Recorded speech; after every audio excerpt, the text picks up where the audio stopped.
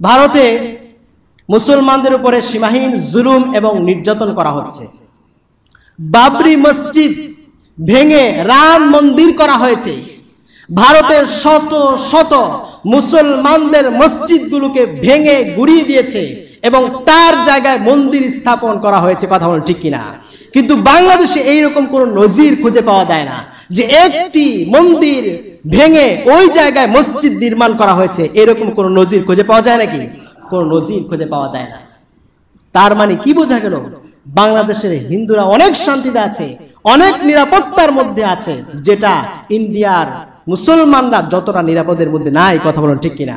এবং ইতিমধ্যে আপনারা মিডিয়ায় দেখেছেন যে মাদ্রাসার ছাত্ররা এবং মাদ্রাসার আলেম ওলামারা তারা হিন্দুদের মন্দিরকে তারা গার্ড দিচ্ছে, তারা পাহারা দিচ্ছে রাত ভর এবং নিরাপত্তা নিশ্চিত করছে যাতে করে কোনো হামলাকারী হামলা করতে না পারে।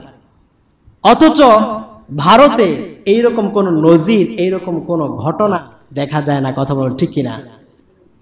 সম্প্রতি বাংলাদেশে হিন্দু সম্প্রদায়ের মধ্যে একটা আতঙ্ক ছড়িয়ে দেওয়া হয়েছে যে বাংলাদেশের মুসলমানরা নাকি সংখ্যালঘু হিন্দুদের উপরে আক্রমণ করা আরম্ভ করে দিয়েছে এবং তাদের মন্দিরগুলোতে আগুন ধরিয়ে দিচ্ছে, তাদের ঘর বাড়িতে হামলা করে ভাঙচুর করে দিচ্ছে, নস্যাৎ করে দিচ্ছে, এভাবে জুলুম এবং নির্যাতন করছে। অথচ এই সংবাদটা সম্পূর্ণরূপে মিথ্যা। কথা বলেন ঠিক কিনা?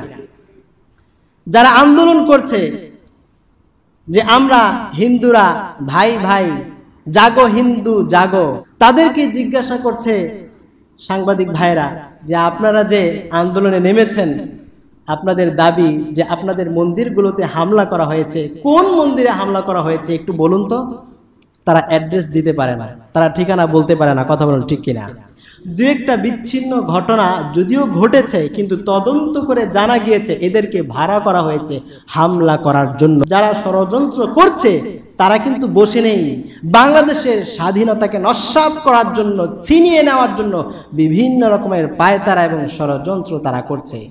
অতএব আমাদের সতর্ক থাকতে হবে।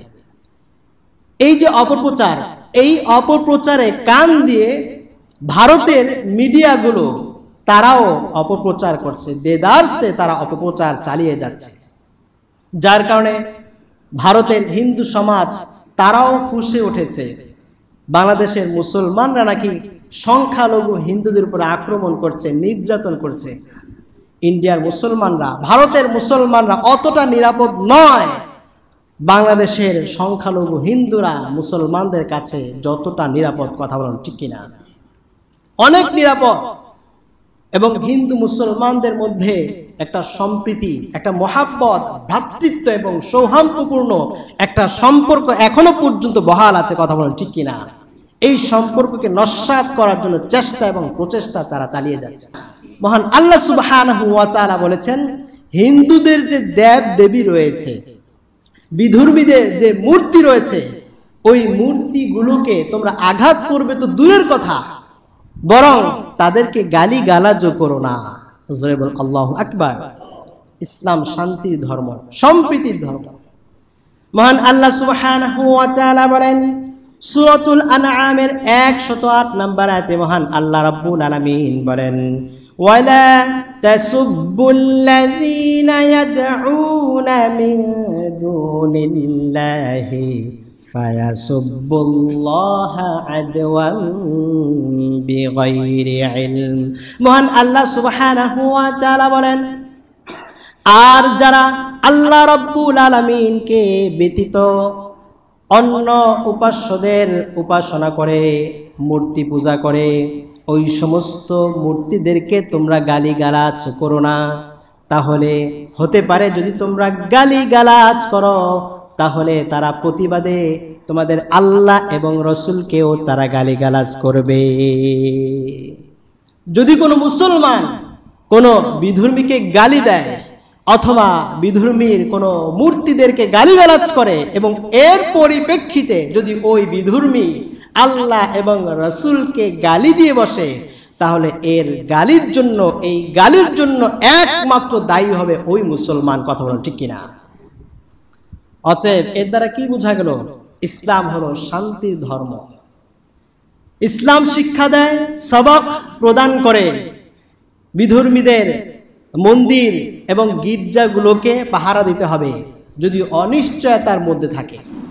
বিধর্মীদের প্রতিও যেন বিন্দু পরিমাণ জুলুম এবং নির্যাতন না করা হয়, এ ব্যাপারে রাসূলুল্লাহ সাল্লাল্লাহু আলাইহি ওয়াসাল্লাম কঠিন বক্তব্য প্রদান করেছেন। রাসূলুল্লাহ সাল্লাল্লাহু আলাইহি ওয়াসাল্লাম বলেন, আবু দাউদ শরীফের 3051 নম্বর হাদিস, বিশ্বনবী বলেছেন, যদি কোনো মুসলমান কোনো বিধর্মীর উপরে জুলুম নির্যাতন করে, যদি কোনো মুসলমান কোনো বিধর্মীর হক নষ্ট করে অন্যায়ভাবে, যদি কোনো মুসলমান কোনো বিধর্মীর উপরে জুলুম করে, ক্ষতি সাধন করে, অন্যায়ভাবে তার কোনো সম্পদ লুণ্ঠন করার প্রচেষ্টা করে, রাসূলুল্লাহ সাল্লাল্লাহু আলাইহি ওয়াসাল্লাম বলেন, কাল হাসরের ময়দানে আমি রাসূল নিজে ওই বিধর্মীর পক্ষ নিয়ে ওই জালেম মুসলমানের বিপক্ষে প্রতিবাদকারী হয়ে যাব। নাউজুবিল্লাহ। রাসূলুল্লাহ সাল্লাল্লাহু আলাইহি ওয়াসাল্লাম কাল হাসরের ময়দানে কার পক্ষ নেবেন? ওই মাজলুম বিধর্মীর পক্ষ নেবেন আর ওই জালেম মুসলমানের বিপক্ষে অবস্থান করবেন। অবস্থাটা কত ভয়ঙ্কর হবে, ভয়াবহ হবে, একটু চিন্তা করুন। রাসূলুল্লাহ সাল্লাল্লাহু আলাইহি ওয়াসাল্লাম বলেন, সহিহ বুখারী এর 3166 নম্বর হাদিস, বিষ্ণু বলেন, মান কাতালা মুআহাদান লাম ইয়ারাহ রাইহাতাল জান্নাহ ওয়া ইন রিহাহা তুজাদু মাসিরাতু 40 আমান। বিষ্ণু বলেন, যদি কোনো মুসলমান কোনো সংখ্যালঘু বিধর্মীর উপরে হামলা করে, তার উপরে নির্যাতন করে, তাকে হত্যা করে ফেলে, তাহলে ওই মুসলমান কখনো সে জান্নাতের সুঘ্রাণ পাবে না। অথচ রাসূলুল্লাহ সাল্লাল্লাহু আলাইহি ওয়াসাল্লাম বলেছেন হাদিসের পরবর্তী অংশে, অথচ জান্নাতের সুগন্ধি সুঘ্রাণ 40 বছরের দূরত্ব থেকে দূরে থেকেও পাওয়া যাবে। জোরে বলুন সুবহানাল্লাহ। তাহলে জান্নাতটা ওই জালেম মুসলমানের কত দূরে চলে যাবে চিন্তা করুন। সে জান্নাতের সুগন্ধি পাবে না, সুঘ্রাণ পাবে না। হিজরতের পর রাসূলুল্লাহ সাল্লাল্লাহু আলাইহি ওয়াসাল্লাম মদিনাবাসীকে একটি শান্তিপূর্ণ নিরাপদ রাষ্ট্র উপহার দিয়েছিলেন। জোরে বলুন সুবহানাল্লাহ। এবং রাসূলুল্লাহ সাল্লাল্লাহু আলাইহি ওয়াসাল্লাম বলেছেন, মদিনার এই এরিয়ার মধ্যে যদি কোনো বিধর্মীয় অবস্থান করে, হিন্দু হোক, বিধর্মী হোক, খ্রিস্টান হোক, নাসারা হোক অথবা মুসলমান হোক, যেই হোক না কেন, মদিনার এই এরিয়ার মধ্যে যেই অবস্থান করবে তার জান মালের নিরাপত্তার দায়িত্ব আমাদের। জোরে বলুন সুবহানাল্লাহ। এভাবে রাসূলুল্লাহ সাল্লাল্লাহু আলাইহি ওয়াসাল্লাম বিধর্মীদের জান মালের নিরাপত্তার দায়িত্ব গ্রহণ করেছেন, নিরাপত্তা নিশ্চিত করেছেন। জোরে বলুন সুবহানাল্লাহ। এর দ্বারা কি বোঝা গেল? মুসলমান সংখ্যালঘু বিধর্মীদের উপরে হামলা করতে পারে? জোরে বলুন। তাহলে বর্তমানে যে সংবাদ প্রচার করা হচ্ছে, এটা কি সত্য নাকি মিথ্যা? এটা সম্পূর্ণরূপে মিথ্যা। কারণ কোন মুসলমান, প্রকৃত মুসলমান কোন হিন্দুর উপরে হামলা করতে পারে না।